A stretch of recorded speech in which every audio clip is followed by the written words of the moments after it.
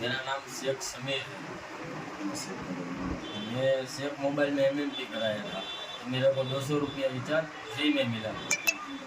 3 दिन बाद मैंने 362 का रिचार्ज फिर से मिला मेरे को।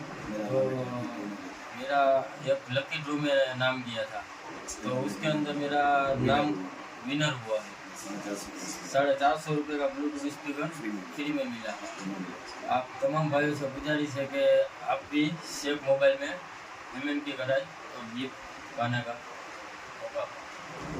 माशाअल्लाह, वीकली ड्रॉ के अंदर हमारे शेख समीर भाई विनर हुए। रिचार्ज बिना के कस्टमर थे, एयरटेल टू VI MNP करा था, तो रिचार्ज बिना के कस्टमर थे तो भी इनको ड्रॉ के अंदर लाभ मिला।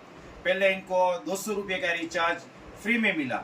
उसके अलावा 3 दिन के बाद 365 रुपये का रिचार्ज भी इनको फ्री में मिला। इसके अलावा इनका नाम एक लकी ड्रॉ के अंदर गया, ड्रॉ के अंदर ये विनर हुई है। तो शेख मोबाइल की तरफ से 450 रुपये का ब्लूटूथ स्पीकर शेख मोबाइल की तरफ से फ्री में देने में आते।